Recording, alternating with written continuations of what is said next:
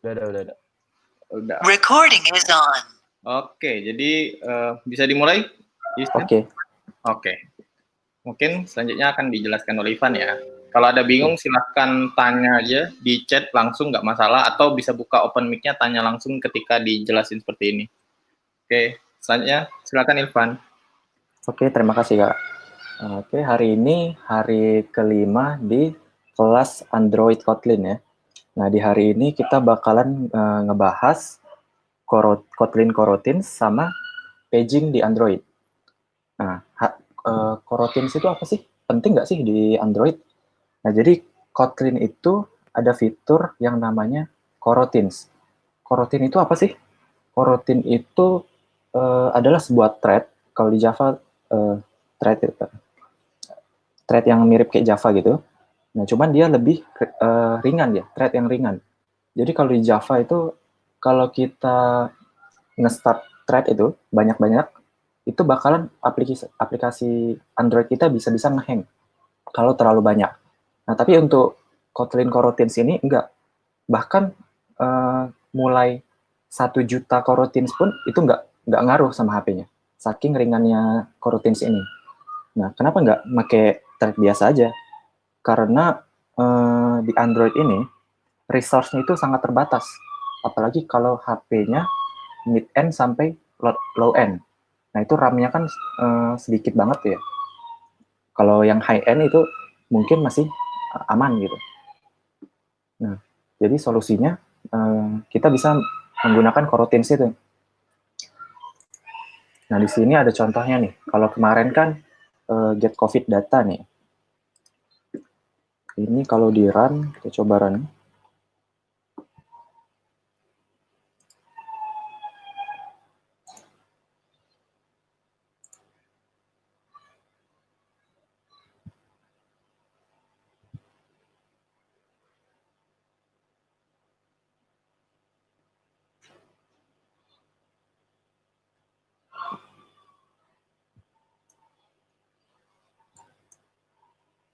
Oke.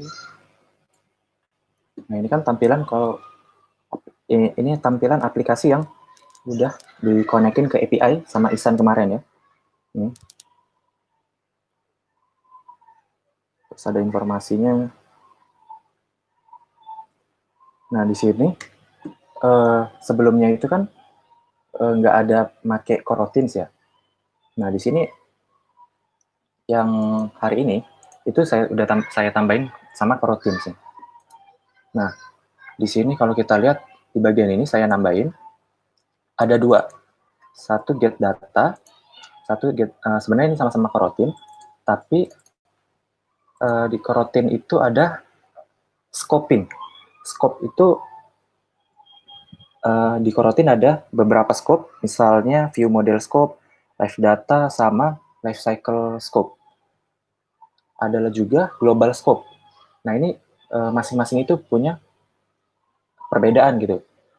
Kalau view model scope itu dia bisa nge-clear resource kalau view modelnya itu udah nggak dipakai gitu. Terus di sini kita ada fungsi get data sama get data dengan scope. Nah, apa bedanya sih? Padahal sama aja nih kalau kita lihat codingannya nih. Di sini yang tanpa scope, dia pakai global scope, itu ketika view modelnya itu di-destroy, resource yang sedang kita pakai itu harus kita clear juga. Sedangkan kalau kita pakai view model scope, itu resource yang sudah nggak kepake itu, dia otomatis ngebersihin gitu kalau kita berada di view model scope. Nah, di sini contohnya kita nge-request ke server, terus hasil dari view model scope ini, dia bakal ngembaliin tipe data job gitu. Jadi job ini bisa kita cancel, bisa kita continue gitu. Sama di sini juga, dia ngembaliin tipe data job juga. Nah, cuman bedanya yang view model ini auto clear gitu dia. Sedangkan yang global scope ini harus kita clear secara manual gitu. Jadi kalau ada request, terus aplikasinya kita close, tapi request itu belum selesai, maka request itu bakal berjalan terus itu. Nah, kalau request berjalan tapi aplikasinya kita udah close, itu bisa mengakibatkan memory leak. Memory leak itu apa sih? Jadi memory leak itu ketika RAM kita penuh, terus garbage collector itu biasanya akan berjalan gitu. Dia bakal nge-clearin semua resource yang ada di RAM yang nggak kepake gitu. Nah, tapi gara-gara memory leak ini, dia nggak bisa nge-clear resource yang padahal nggak kepake ini. Dikiranya sama si garbage collector ini resource-nya kepake. Nah, itu bakal bikin nggak bisa buka aplikasi yang lain gitu. RAM-nya kepenuhan gitu. Nah, di sini kita contohin kalau menggunakan global scope sama view model scope gitu. Nanti dia bakal nge-request ke repository. Nah, di sini bakal ada delay selama 3 detik, simulasi ke network gitu misalnya. Dia bakal nge-request, ada delay-nya 3 detik, terus nge-return. Nah, terus kalau udah dia nge-return itu, kita gabungin first name sama last name-nya, kita balikin full name-nya. Sama untuk yang pakai view model scope juga. Dipanggil first name last name, terus digabungin. Nah, di sini ada asing nih. Apa sih bedanya asing sama nggak pakai asing? Nah, kalau asing itu dia nge-request-nya tuh bersamaan gitu. Kayak gini. Dia nge-request first name, tapi nge-request first name belum ngebalikin hasil, dia udah nge-request last name-nya dulu. Jadi nge-request first name, terus langsung nge-request last name. Jadi sama-sama jalan gitu. Sedangkan ini, dia nge-request first name, terus ketika first name sudah di-return, sudah dapat hasil, dia baru nge-request yang last name-nya nih. Terus baru digabungin, terus baru dikirim datanya. Sedangkan ini enggak nih. Dia nge-request first name, terus langsung dia nge-request last name. Nah, di sini ada bedanya nih. Kalau di sini nggak ada await, sedangkan di sini ada await. Karena asing ini ngembaliin tipe data deferred. Nih, kalau kita lihat, ada deferred T gitu di bawahnya. Nah, berarti hasil respons yang dari server itu dibungkus sama dia ke kelas deferred gitu. Kita harus ngambilnya pakai await gini. Nah, jadi dia bakal nunggu first name sama last name-nya. Kalau first name udah dapat hasilnya, terus last name udah dapat hasilnya, dia baru ngepost value-nya ini. Nah, kalau udah di-post, dia bakal balik ke sini, ke view-nya, terus dia ngasih tahu nih, oh udah dapat datanya. Yang ini tanpa coroutine, bukan tanpa coroutine, tapi yang ini global scope. Ini global scope. Yang ini view model scope. Nanti kalau udah datanya udah dapat, dia bakal callback ke view model ini. Di sini kita coba.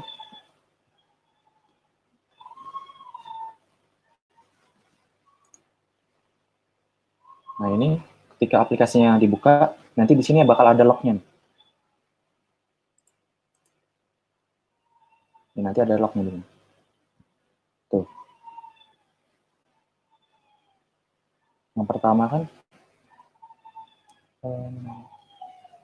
ini job coroutine complete, terus yang dengan coroutine baru yang tanpa coroutine. Berarti dia yang with coroutine itu yang view model scope, terus yang without itu yang global scope. Ini coba kita run lagi.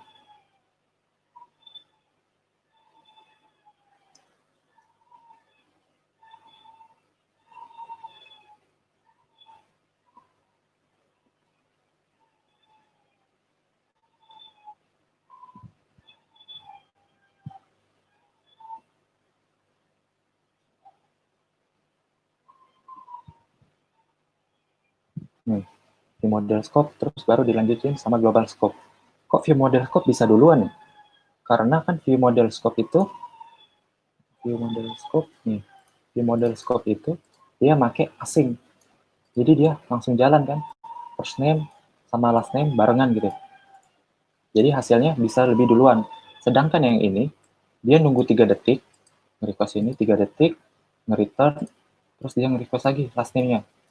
3 detik, baru nge-return. Jadi totalnya kan 6 detik tuh. Sedangkan ini 3 detik, ini 3 detik juga. Tapi secara bersamaan.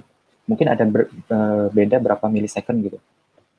Jadi bedanya hampir 2 kali lipatnya gitu. Sekarang kita coba untuk kalau kita lagi nge-request, terus kita close app-nya, nah, mestinya yang global scope ini, dia bakal nunggu beberapa lama sampai request-nya selesai, baru dia ada tulisan job complete. Sedangkan yang ini, ketika app-nya close, dia langsung otomatis nge-cancel job-nya. Maka otomatis ini bakal langsung dijalanin. Nih, kalau kita lihat, ini kita clear dulu. Ini kalau kita close, mestinya kita buka daftar dulu, terus langsung close, dia mestinya bakal output job coroutine complete, terus beberapa detik kemudian baru job complete. Jadi dia tetap ngejalanin ini. Sedangkan yang ini nggak dilanjutin sama dia. Nih, yang job coroutine langsung selesai. Nanti, nah ini job complete baru. Karena dia tetap ngejalanin request sampai ini selesai. Sedangkan ini, dia nggak ngejalanin request ketika app-nya itu di-close. Jadi ketika dia nge-request, app-nya di-close, dia langsung di-cancel sama dia. Kalau kita naruhnya di view model scope. Jadi view model scope ini ada, dia bakal nge-clear resource-nya ketika view model ini udah di-destroy. Sedangkan kalau pakai global scope, itu kita harus nge-clear-nya secara manual gitu. Jadi di view model ini, ada life cycle yang namanya on clear. Nah, ini metode ini bakal dipanggil ketika view modelnya di-destroy. Nah, jadi ketika di-destroy, jobnya si yang global scope ini harus kita hapus secara manual, harus kita cancel. Job, udah. Job, cancel. Nah, kalau tadi kan ini, kalau kita lihat di sini nih, yang ini job coroutine ini view model, dia selesainya 40 di detik 43. Terus kalau yang global scope ini, dia selesainya di detik 47. Nah, sekarang kalau kita run ulang, mestinya dia di sama gitu, cuman beda berapa milisecond gitu.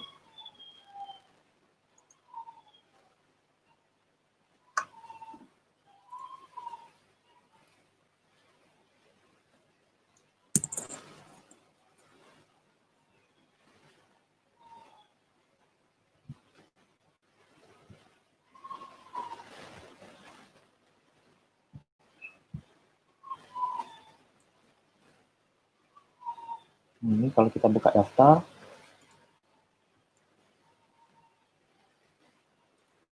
langsung kita close. Nih, lihat. Job coroutine sama yang global scope, dia langsung di stop, di cancel pada saat yang bersamaan. Dia langsung selesai. Kalau tadi kan dia nunggu respons balikan dari server, baru dia selesai gitu. Jadi dia tetap nge-request. Sedangkan yang view model enggak. Nah, tapi kalau kita manggil cancel ketika view modelnya di-destroy, dia bakal langsung otomatis masuk ke job complete. Nah, ini sangat penting banget ini untuk hindarin memory leak ini. Jadi, kalau mau lebih mudah, itu pakai yang view model scope nih. Itu sangat memudahkan banget ini. Jadi kalau kita lupa, kalau kita nggak pakai yang view model scope, kita pakai global scope, terus kita lupa nge-clear resource yang sudah nggak kepake, nah itu bakal nyebabin memory leak. Tapi kalau vModel Scope itu udah dia yang ngurus gitu. Ketika requestnya belum selesai tapi udah close, dia yang bakal itu di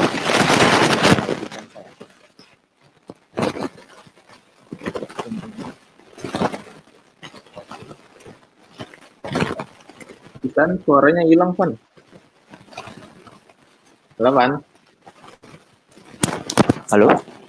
Ah ya, baru ada lagi. Tadi sampai mana? Tadi sampai sebelum ini, kayak 2 menit sebelum ini hilang suaranya.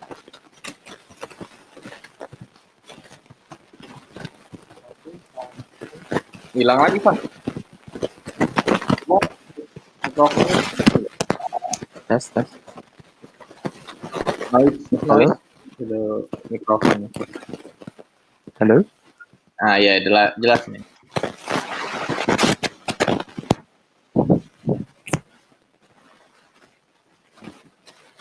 Tadi udah sampai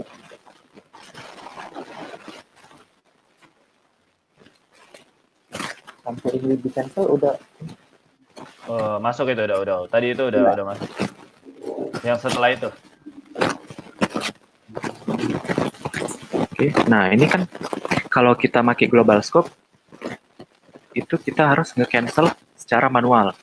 Sedangkan kalau kita pakai vModel scope itu request yang belum selesai itu bakal dia cancel otomatis.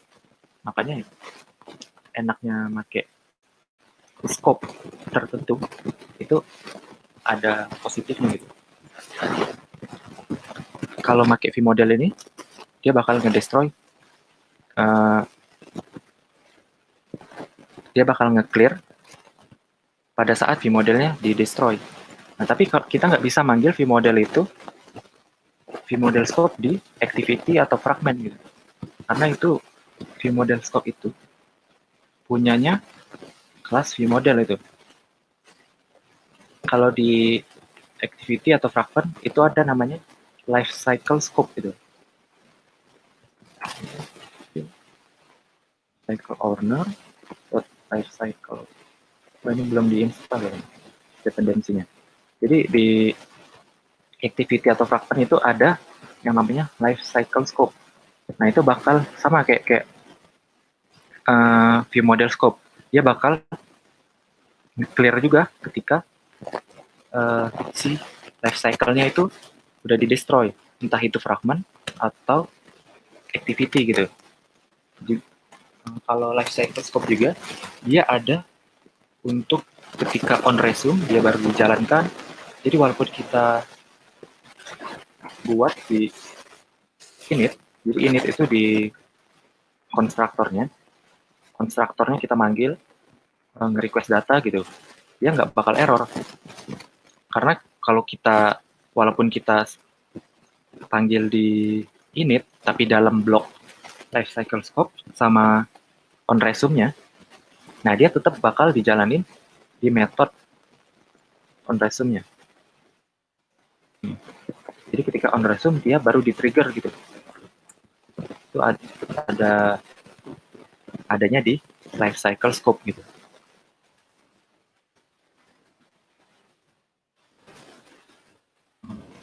Oke. Mungkin itu aja untuk coroutine. Mungkin ada yang mau ditanyain tentang coroutine?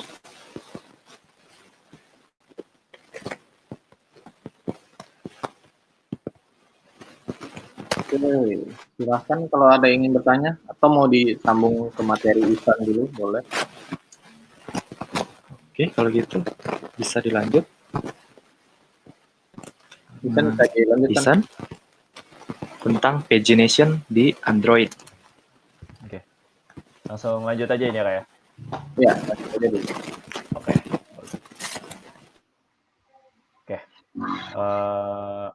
Ya, share screen dulu. Suaranya nggak kekecilan kan, Kak? Belum kelihatan share-nya. Nih baru share screen. Oh, iya. Aman, suaranya aman. Suaranya aman dan Oke. Share-nya udah ya? Sudah. Sudah, oke. Halo semuanya. Selamat sore.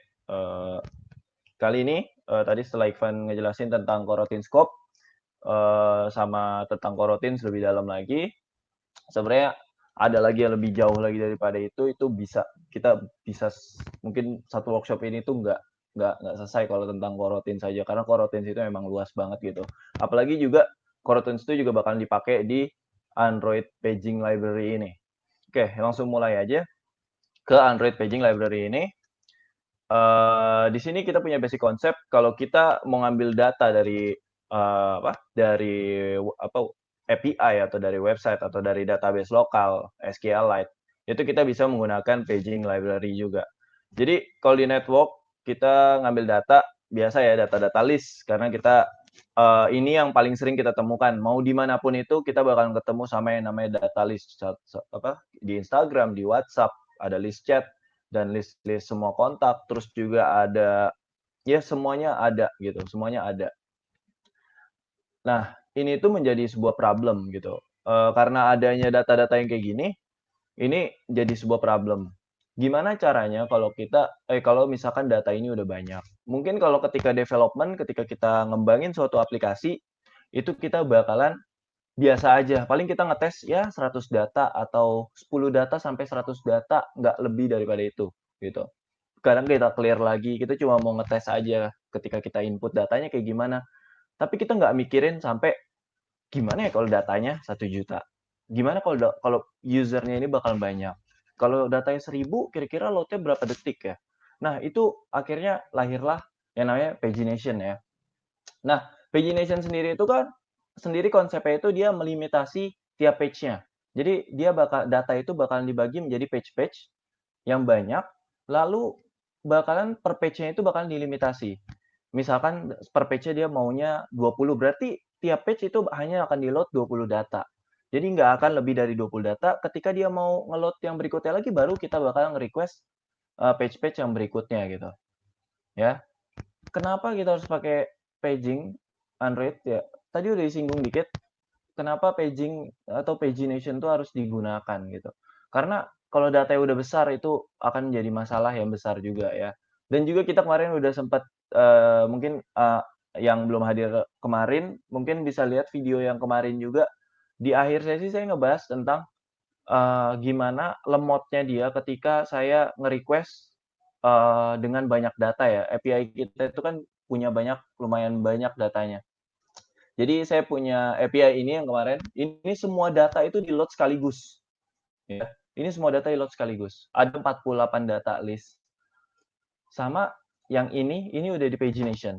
Kita punya API dan kalau teman-teman mau akses API-nya bisa langsung ke github.com, Calvin FM, COVID, strip Go, strip API. Dan di situ ada contohnya juga. Dan kita lanjut lagi. Jadi ini data yang udah di pagination, ini data yang nggak di pagination. Kemarin saya udah nyoba bahwa ini lumayan lemot gitu. Lumayan lemot. Kenapa? Karena datanya ini banyak. Sementara ini saya bagi cuma maksimal 10. Ini 9 nih karena dia array ya, mulai dari 0 sampai 9. Berarti ada 10 data. Ini saya limitasi jadi 10 data gitu.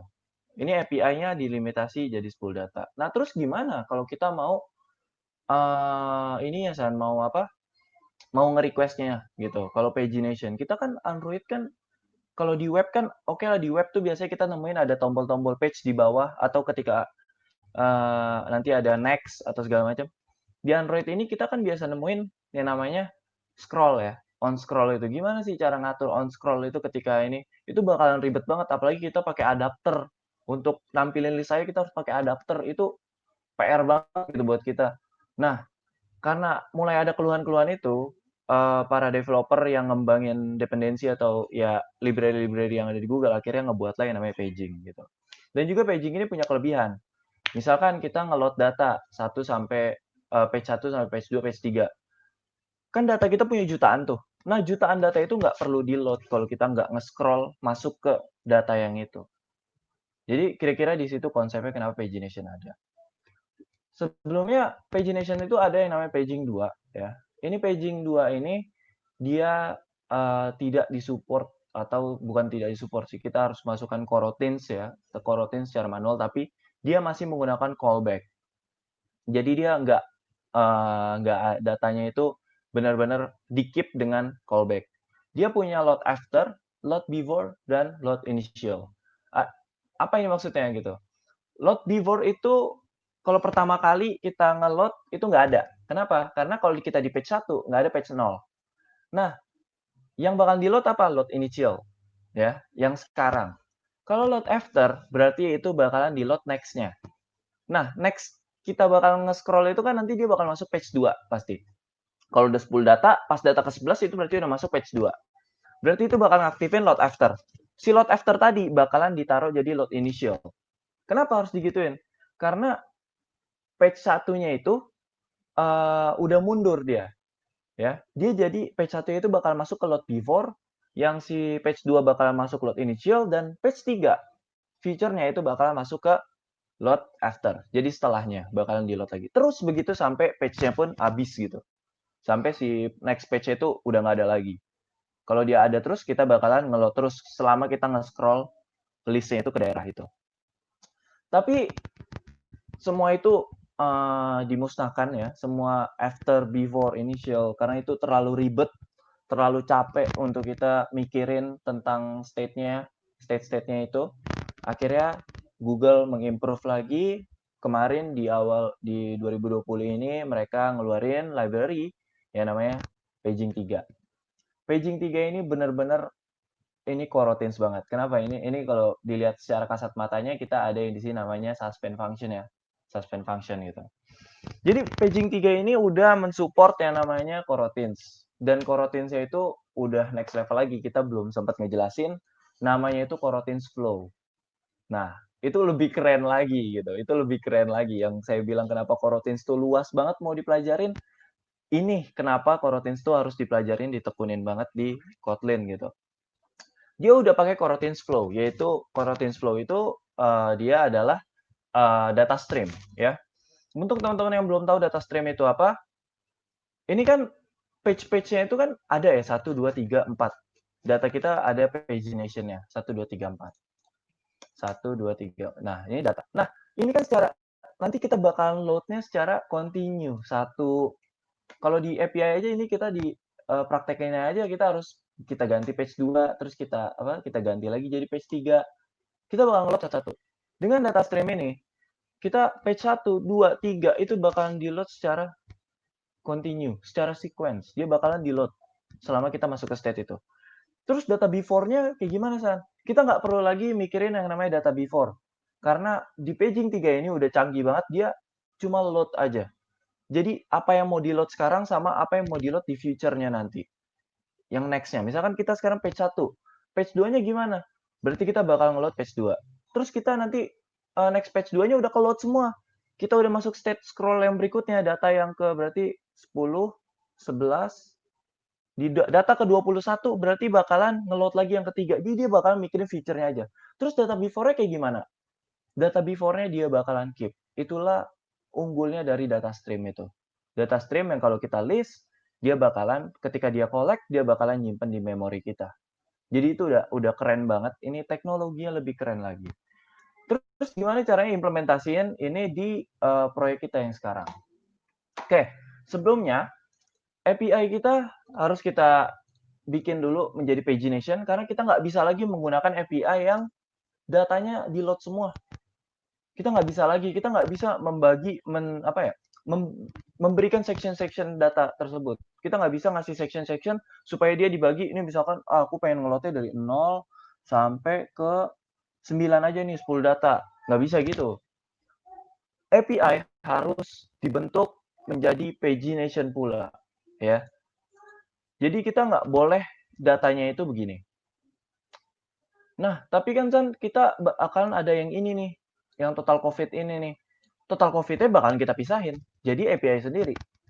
Yang pagination ya udah dia untuk nge-load data COVID-nya aja, data COVID list-nya aja. Purely list ya. Karena kalau kita ada data yang ini, kalau begini, ini nanti sama paging bakalan dibuang dan nggak bakalan kepake. Nanti kita bakalan lihat kenapa dia nggak kepake gitu. Ya, ini bakal dibuang sama paging. Ini nggak bakal kepake. Jadi API developer juga harus memikirkan feature-nya kayak gimana gitu. Untuk pengembangan misalkan kita bakal nggak mungkin ya nggak pakai pagination, harus pakai pagination. Itu kalau di development zaman sekarang itu suatu keharusan pakai pagination, kecuali memang itu cuma cuma prototype atau kita cuma MVP untuk ngetes aja. Tapi kalau udah kita business case, udah ingin memenuhi kebutuhan bisnis kita, pagination harus sudah diterapkan. Karena kebutuhan bisnis kita pasti ada yang namanya kecepatan. Nggak mungkin kita nyuruh user untuk nungguin 6 menit, 3 menit, bahkan saya itu 10 menit itu udah capek banget gitu nungguin ngeload data 10 detik itu udah males gitu. Jadi udah ini nge-lag kayaknya internetnya ya. Ini udah keluarin lagi apps terus dimasukin lagi. Itu udah orang tuh udah berpikir yang lain-lain. Kalau ya toleransinya itu sampai 1 2 detik mungkin ya. Saking krusialnya memori di Android itu ya. Ngeload datanya juga. Oke. Sebelum kita lanjut lagi di programnya, di sini ada page, kita udah ngakses API yang page sesuai dengan endpoint-nya atau URL-nya ya, page. Di sini saya kasih parameter path karena di sini parameternya path. Jadi di sini bakalan page int untuk yang integer page-nya. Lalu ini kita bakalan panggil di repository kayak biasa. Kita bakalan ngumpulin semua request di repository. Nah, repository ini nggak langsung direct dipanggil ke si view model. Karena sebelumnya kita belajar repository dipanggil sama view model. No, ini kita nggak bisa direct karena di sini ada page. Repository punya page di sini, ya. Kalau ini kita langsung manggil ke view model. Tapi kalau si repository tadi yang paging, kita nggak bisa langsung manggil ke view model karena view model nggak bakal ngasih angka di sini, nggak bakal ngasilin page-nya. Yang bakal ngasih siapa? Paging. Yang bakal ngasih angka-angka itu semua paging. Jadi dari repository ini kita bakalan dipanggil ke kelas paging source. Aduh, San, banyak banget kelasnya. Iya, memang banyak. Layernya bakalan banyak banget gitu ya. Jadi makanya teman-teman juga biasain untuk ketika ngoding, yang ini proyeknya padahal kecil ya kita ya. Gitu. Kita proyeknya kecil. Tapi lumayan untuk melatih kita ketika kita kenemuin kasus-kasus yang kayak gini. Untuk belajar. Jadi ini get COVID paging source. Khusus untuk data COVID aja yang bakalan kita paging. Kita panggil repository di constructor. Lalu saya limitasi sini per page 10 karena harus disesuaikan dengan API-nya ya. Harus disesuaikan. Kalau di sini limitasi saya atur jadi 6, dia bakal ngeload cuma 6 data. Jadi per page bakal 6 data doang yang tampil sama dia. Jangan, hati-hati ya. Nah, di sini ada override, suspend, function, load. Nah, ini itu metode bawaan dari si paging source ya. Paging source ini yang tadi kita implement atau kita extend dari si kelas paging source ini. Nah, terus kita di sini ada return try, next page number. Ketika parent key-nya itu dia belum ada, dia bakalan jadiin 1 ya. Karena dia belum ada, kita bakalan set default-nya 1. Pasti semuanya mulai dari 1 dong ya. Semuanya mulai dari 1. Page itu semua mulai dari 1. Oke, next page number-nya ya kayak ini saya nge-lock aja. Terus result-nya kita ngemanggil repository-nya terus get COVID data paging. Next page number. Tadi next page number itu 1. Nah, di sini keren ya. Dia ada method yang namanya load result ini. Load result page rest data. Nah, rest data ini itu udah dalam bentuk list. Kita nggak mau tahu. Si paging nggak mau tahu. Gue bodo amat. Gue pengen datanya semuanya ini udah dalam bentuk list. Udah dimudahin, tolong kasih data list aja. Makanya tadi yang saya bilang, kalau kita nge-request yang data yang ini juga, itu bakalan dibuang sia-sia. Daripada dibuang sia-sia, mendingan kita buang sekalian dari API-nya. Kita pisahin datanya. Jadi nggak apa-apa nge-request 2 kali kayak gini. Karena kenapa? Kita udah ngentengin si paging-nya loh. Gitu. Kita udah ngentengin si paging-nya loh. Jadi kita nanti kita bisa lempar entah ke thread mana ini. Sementara ini nanti saya buat sequence dulu untuk yang data total ini. Jadi yang tadinya 1 API, jadi ada 2 API sekarang terpisah. Ya. Kita misahin dua satu kesatuan karena kita mikirnya kan awalnya ini buat 1 page untuk 1 page yang ini ya. 1 page karena dia ini ada ini, ada ini. Ada data yang list, ada data yang total ini. Kita mikirnya singkat begitu. Tapi karena kasus kita, business case kita bakalan banyak banget data yang bakal di-load ya. Jadi kita bakalan pisahin API-nya. Dengan sedihnya mereka akhirnya dipisahin ya. Nah, di sini kita ada load result page, rest data. prev key. Nah, prev key ini previousnya ya. Ini sebenarnya kita bisa nol, kita bisa misalkan ada data-data yang sebelumnya kita mau load juga di API-nya, misalkan ada page min 1 kita nggak tahu juga page min 1 itu isinya apa, misalkan kita bisa ngatur key-nya gitu. Key-nya bisa kita atur gitu. Ya, tapi nggak mungkin juga but ini mereka sediain untuk bahwa previous data itu tetap bisa di-load loh. Kalau kita mau mulainya misalkan nanti PRM key-nya saya mau mulai dari data yang ke-10. Tapi data ke-9 juga tolong dong di-load gitu. Cuma data ke-9 aja, data ke-8, 7, 6, 5, 4, 3, 2, 1, page-nya itu nggak perlu di-load. Nah, itu gunanya prev key. Next page number-nya otomatis harus dijumlahkan 1, jangan dijumlahin 2. Kalau dijumlahin 2 nanti ngelongkap page yang harusnya next-nya ya. Misalkan page 1 di plus 2 ya, page 3 masuk kayak dia nggak bakal masuk page 2 ya. Di sini juga dia ada load result ya. Dia nggak pakai callback lagi, dia bakalan pakai load result aja. Load result ini dia udah coroutines, dia udah ngeload data stream. Oke, sekarang kita bakalan get COVID ini kita panggil di kelas view model baru karena udah siap. Kita panggil dulu, terus kita masukin network repository, terus ada yang namanya ini, pager ya. So, bentar ya, naik nafas dulu. Oke, pager ini ada yang namanya paging config. Tadi saya bilang ada per page-nya, data per page-nya sih saya bikin konstan bahwa dia 10. Paging tadi bakalan ngeload 10 data ya, bakalan ngeload 10 data pastinya. Jadi di situ akan ada ngeload page-nya. Nah, di sini yang unik ya. Ini ada yang namanya flow. Flow ini yang tadi kita bilang tentang data stream. Jadi dia bentuknya itu flow ya. Namanya itu coroutines flow, teman-teman bisa baca lagi next-nya kalau saya jelasin kayak bakal panjang banget ya tentang coroutines flow itu bahkan saya baca sehari 2 hari itu karena mumet banget tentang data stream itu capek juga gitu bacanya gitu. Jadi ada lagi yang next-nya itu yang samaan dengan coroutines flow. Temennya itu dulu ada yang namanya RX. Nah, RX ini juga support dengan pagination gitu untuk yang flow-nya. Flow yang ada di Java gitu, RX ya. Nah, ini nih RX Java ya. Jadi kalau mau pakai paging 3 di Java, nah ini jangan lupa di-load ya. Karena Java pakai RX, Java nggak punya flow gitu. Java ada yang pakai RX, jadi kita pakai RX di Java. Nah, sekarang cloud data paging. Nah, udah COVID data pagingnya udah di-load. Sekarang sama view model, sekarang kita lempar ke si yang mau nampilinnya. Nah, mau nampilinnya karena tadi dia bentuknya flow, jangan lupa ini ada yang namanya life cycle scope. Ya, yang tadi Fandi sempat jelasin ini namanya life cycle scope ya. Tadi sempat Fandi jelasin, untung disinggung sama Fandi, jadi saya nggak perlu ngejelasin lagi tentang life cycle scope. Jadi karena dia flow, jadi dia coroutines, jadi dia harus dijalankan. Gitu. Collect berarti kita bakal ambil datanya, lalu kita submit datanya. Nah, submit-nya itu ke adapter yang kemarin nggak sih, yang adapter biasa gini? Oh, tentunya nggak, gitu. Kita nggak pakai lagi adapter yang ini. Ini adapter ini istilah bisa kita buang, maafan. Adapter ini bisa kita buang. Kita bakal ganti pakai adapter yang baru, ya. Jadi ini ada distrik paging adapter. Ini adapter yang disediakan sama paging 3, Mbak. Lihat, dia tuh benar-benar care banget sama kita sampai adapternya kita nggak perlu mikirin manual. Ya, dia menyediakan paging 3 adapter gitu. Ini isinya sama ya yang kayak punya Fandi, cuma saya ngerubah ini nih di bagian ini. Dan saya nggak perlu lagi nge-add yang namanya divutil kayak kemarin. Kemarin saya bikin divutilnya sendiri nih, yang ini nih.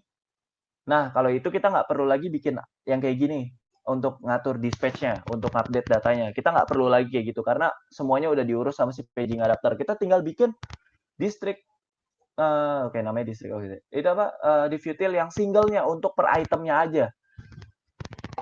Ini beda ya sama yang list divutil. Nah, nanti teman-teman bisa explore lagi ya karena tentang list divutil sama yang single divutil gitu. Nah, itu di sini kita cuma perlu manggil distrik single divutil aja. Single divutil aja untuk per itemnya. Sisanya sama ya, sama dengan adapter yang kemarin.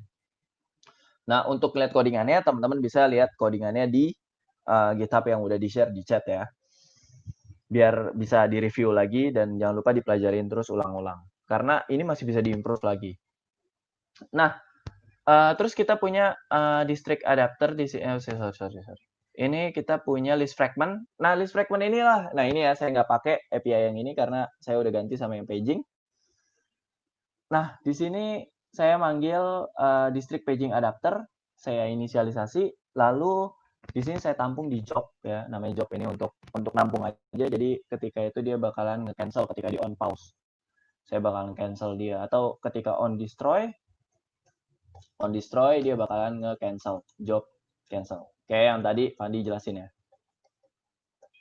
Kita bisa begini gitu. On destroy bisa kita job cancel. Jadi si job ini dia nggak jalan lagi gitu. Nah, dia udah collect lalu datanya disubmit. Udah sesimpel itu. Yang tadi adapternya begini kita ganti jadi gini. Ya. Lalu kita jalankan app-nya.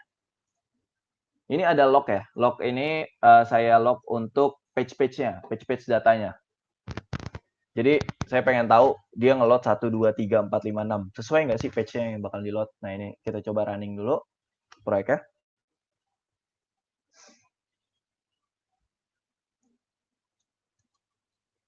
Oke. Mana nih?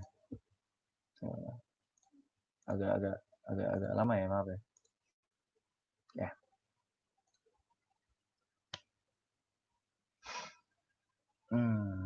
Oke. Install. Oke, ini. Oke, dia udah ini launching dulu. Mana nggak launching dia? Oke, biasa ya. Oke, Corona Apps dia bakal nge-load. Cepet banget. Lihat. Data 1, 2, 3, 4, 5, 6. Saya nge-load datanya. Nih, saya nge-load datanya ya. Tuh.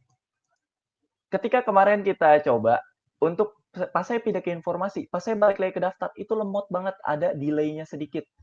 Pas saya pindah ke informasi, saya balik ke daftar. Wow, cepet banget gitu ya. Dia lihat kita teman-teman sendiri, data itu cepat banget di-load. Jadi pas kita di informasi, kita pindah ke daftar itu singkat banget perpindahannya gitu. Itu bahkan kita oh ya udah kayak pindah biasa aja ya. Ini data yang bukan dari internet kalau yang data informasi. Tapi kalau yang daftar ini datanya ada di internet. Tetap semuanya datanya ke load gitu. Dan ini kerennya lagi paging ini bakalan ngehemat bandwidth kita atau kuota kita. Kenapa? Ketika kita nge-load tadi saya bilang 1 juta data, kalau kita pakai kuota 1 juta data lemes juga gitu kuota kita. Bakalan ngerogoh kantong juga. Nah, tapi kalau dengan paging ini page-page yang nggak mau kita load ya udah nggak usah gitu. Nggak usah kita masuk ke state itu gitu. Ini sebenarnya karena datanya dikit ya, jadi dia nge-loadnya cepat gitu. Sebenarnya dia punya gapping berapa data dulu nih yang mau di-load gitu. Dia punya gapping dulu gitu sebenarnya. Dia di gap dulu data ya supaya jangan sampai banyak banget data yang load gitu. Page-page-nya nggak load sampai banyak sampai jutaan page gitu. Ya. Kira-kira gitu konsepnya dia. Untuk paging 3 ya mungkin itu juga akhir dari kelas kita dan mungkin teman-teman ada yang mau nanya tentang paging library.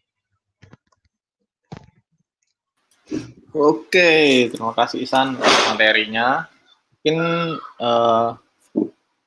bisa di review sedikit nggak sih kenapa sih kita harus ngelakuin sebuah pagination atau coroutine?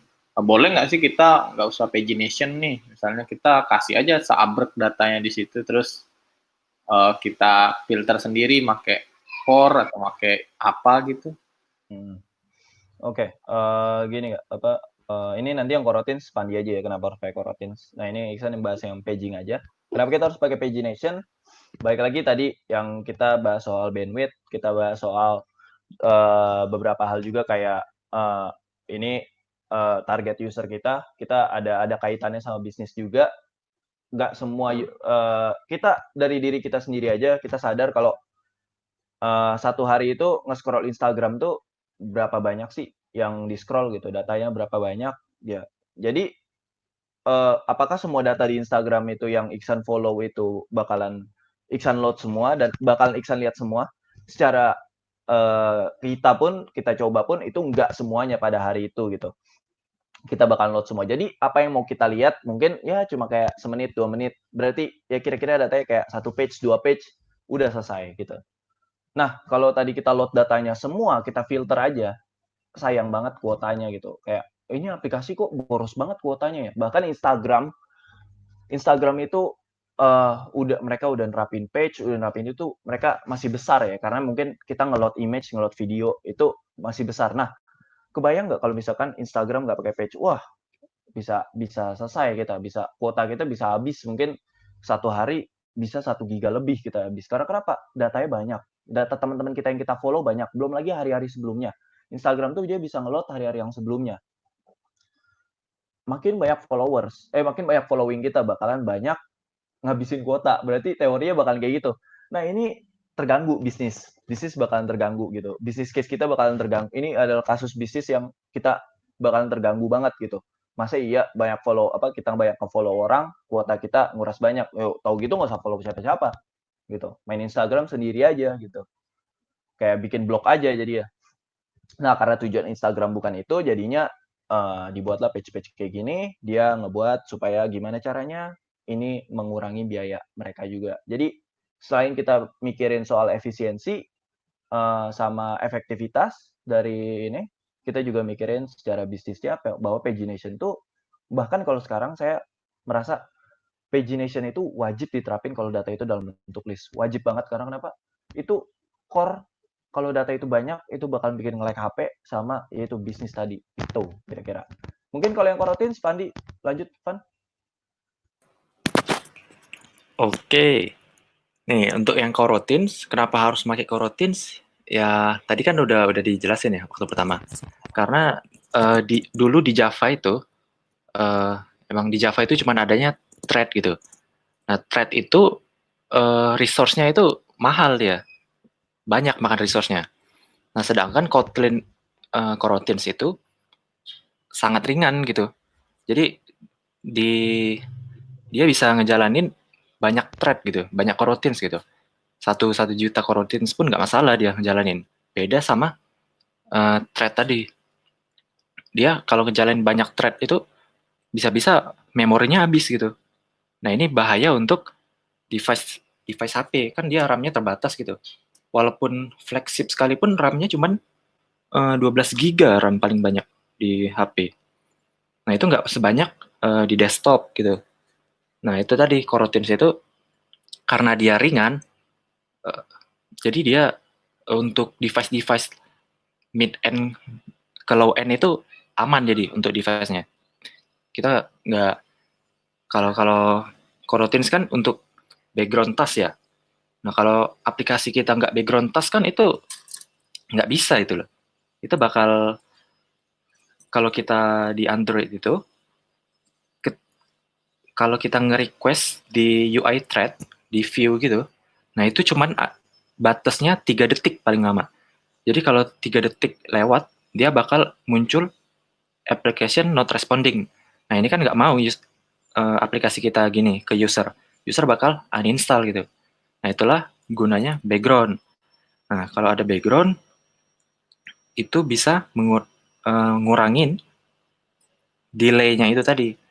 Nah, kalau kita pakai coroutines, itu lebih ngurangin lagi. Itulah kenapa kalau pakai Kotlin itu wajib banget pakai coroutines itu. Gitu. Oke, terima kasih atas jawabannya Ihsan sama Ivan.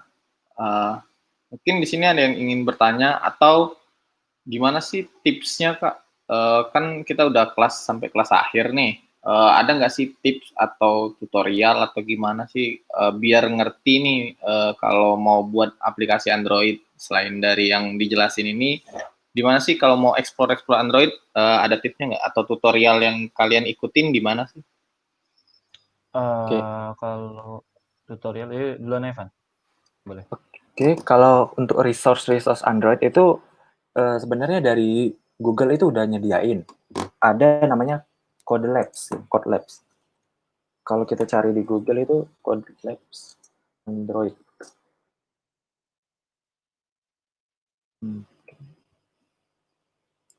Nih, ini resource dari Google-nya langsung itu. Dari beginner sampai advance itu ada di situ tutorialnya. Setiap ada Google I/O, ada update terbaru, pasti materi-materi di situ bakal diupdate. Kayak kemarin itu waktu ada Dagger Hilt, nah itu diupdate sama dia. Ada materi Dagger dulu kan di Code Labs-nya, itu diperbaruin, migrating Dagger ke Hilt gitu. Jadi recommended banget ini. Ini resource dari Google-nya langsung. Itu aja. Kalau dari Iksan sih ini ya, kalau biasanya Medium tuh salah satu juga selain tadi Google Code Labs mungkin, aduh Kak nggak paham bahasa Inggris gitu. itu itu banyak kok orang-orang Indo di Medium itu mereka nulis menulis materi tentang Android juga. Jadi banyak banget gitu untuk belajarnya. Salah satunya Medium. Medium juga banyak komunitas. Karena kita gini ya, karena selain kita belajar resource di online, kita belajar solo sendiri. Jangan lupa kita tetap butuh orang lain untuk ngajarin kita gitu. Kayak ibaratnya mahasiswa di kampus itu butuh sama dosen. Ya kira-kira kita harus kita tetap butuh feedback dari komunitas. Jangan lupa juga join komunitas walaupun kayak aduh Kak, aku nggak seneng kayak belajar sama kelompok-kelompok gitu. Nggak seneng kalau ini, nggak apa-apa, diem aja kalian, nggak seneng ngobrol, ya udah diem aja. Apapun yang mereka share, biasanya manusia itu punya naluri, gue bisa ini nih, show off. Gue bisa ini nih, show off. Kemarin kayak ibaratnya kayak saya sama Fandi, sama teman-teman saya, itu kalau nemuin pakai teknologi baru, ini keren nih. Misalkan kayak kemarin kita tuh awalnya API bikin pakai PHP ya, anak-anak PHP banget gitu. Bahkan udah berapa tahun pakai PHP. Terus kita nyoba pakai Golang, itu langsung kita pamerin. Ini pakai Golang enak loh, cepet loh. Ini pakai Golang ada fitur ini loh yang di PHP nggak ada. Jadi, nah pas orang pamer gitu, untuk kalian yang nggak hobi ngomong, itu kesempatan kalian untuk nyuri diem-diem. Bukan nyuri juga sih ya, karena mereka share, jadi kita belajar diem-diem gitu. Jadi belajar dari komunitas itu salah satu hal yang menurut saya sih kuat ya. Itu aja kali Kak. Oke, terima kasih dari San sama Ivan. Ada yang ingin bertanya? Silahkan kalau ingin bertanya ya. Boleh bebas tentang Android atau tentang dari materi satu kita tentang pertama kita UI buat gambar dari sebuah gambar terus menjadi sebuah aplikasi. Yang awalnya gambarnya kita udah di Figma seperti itu, terus sekarang udah jadi aplikasinya yang benar-benar real, bukan aplikasi yang datanya dummy, hanya tampilan aja, enggak, tapi datanya emang datanya dari API. Nah, jadi kalian bisa tanya nih, mumpung kita masih ada waktu sekitar 4 menit lagi. Nah, ada yang ingin bertanya? Atau dari Isan sendiri atau Ivan ada yang mau disampaikan atau apa gitu sebelum, atau yang dari Dede sama Calvin? Atau Dede gimana sih jadi cari desain yang enak tuh apa sih yang jadi faktor? Atau dari Calvin belajar yang paling enak? Oh iya, belum. Kalian katanya singgung Golang ya? Belajar Golang yang paling enak itu di mana ya? Pak, kan kalau Android ada di Code Labs tuh. Code Labs developer. Nah, kalau yang Golangnya sendiri dari mana ya? Sebenarnya kalau kita belajar Golang tuh di sini ada salah satu orang yang dia tuh istilahnya master race banget di bidang ini gitu. Dia benar-benar master banget. Dia ini linknya namanya si Noval Agung. Dia tuh bagus banget tutorialnya dari awal Golang dari variabel dari segala macam sampai ada request API sampai pakai ICO pun ada di situ. Jadi udah komplit banget gitu dia ininya. Dia tuh nulisnya itu rapih banget. Jadi nggak kayak blok jadul yang nulisnya bener-bener codingan nggak dipisah sama teks biasa. Ini dia bener-bener rapih banget dan enak banget penjelasannya di section-section ya, dibagi-bagi codingannya itu Kak. Itu bagus banget dia. Kalau misalnya kita mau belajar dari situ, itu linknya udah ada di chat, teman-teman bisa lihat di situ. Kalau yang dari Golang tuh di situ gitu. Ini ada sedikit tambahan aja nih Kak, kalau dari Iksan, belajar aplikasi Android itu luas banget gitu. Bahkan aplikasi yang kita buat itu pastinya belum sempurna. Gimana kalau misalkan offline ya? Kalau misalkan tadi online ya. Itu kalau saya offline-in koneksinya, kalau kalian bisa nge-pull sendiri dari proyeknya nge-clone sendiri proyeknya dari GitHub kita. Coba kalian matiin semua koneksi, karena saya nggak bisa matiin koneksi, atau ya dari ini bisa sih saya matiin. Tapi kalian coba aja sendiri supaya percaya ya. Kalian bisa coba sendiri, kalian run aplikasi kita, jangan lupa kalian matiin koneksinya kalian pesawat. Terus bakalan force close. Kenapa force close? Karena itu datanya pertama di request dari internet kan. Dia data dari internet, jadi pas suspend function nge-return dia null. Nah, null ini dia bakal terjadi error. Nah, itu bisa kita handling lagi. Terus misalkan supaya kita datanya nggak di-load terus-terus, pas kita buka fragment nge-load terus, buka fragment lagi nge-load terus, padahal data itu aja gitu. Itu bakal ngabisin bandwidth juga gitu. Itu bisa pakai room persistent atau kita simpan yang namanya SQLite. Kita simpan di database lokal, data-data itu kita simpan di database lokal. Kalau nanti ada update, baru itu data itu ke-update. Kalau belum ada update, data itu nggak ada update-nya gitu. Dia nggak ada bakalan nggak nge-load data yang baru lagi. Jadi itu untuk ngehemat kita biaya juga gitu, ngehemat biaya kuota kita juga. Jadi untuk Android itu luas banget pengembangannya. Bahkan tadi kita udah sempat nyinggung yang namanya memori, ada yang namanya business case. Sedetail itu kita ngembangin aplikasi Android karena memang keterbatasan di Android gitu. Bahkan sampai mungkin Dede bisa ngejelasin kenapa UI UX Android dibuat kayak gitu. Itu semua ada alasannya gitu. Jadi ya jangan capek-capek belajar aja sih, karena saya sama Fandi itu belajar Android kayak hampir 2 tahun kita belajar Android dari zaman list view sampai zaman recycler view sampai sekarang ada zamannya Dagger Hill, sampai zamannya ada paging juga. Itu benar-benar kayak masih kadang-kadang kayak masih istilahnya masih ya nggak ya masih aduh cupu banget nih gitu, masih merasa cupu terus. Karena kenapa? Karena ternyata ini loh dalamnya, ini loh memori Android itu kecil banget loh. Dulu tuh sebelum ada coroutines itu ada yang namanya async task, dan async task itu kalau kita bilang itu library yang paling sampah di Android gitu. Itu dia pengen ada in background, ada async-nya, tapi makan banyak resource juga. Nah, itu kita pusing juga gitu. Dan sekarang ada yang namanya coroutines kebantu. Jadi makin banyak yang kita pelajarin, makin banyak kekurangan yang kita tahu dalam diri kita. Gitu. Oke, mungkin terima kasih dari Ihsan jawabannya. Ada yang ingin bertanya?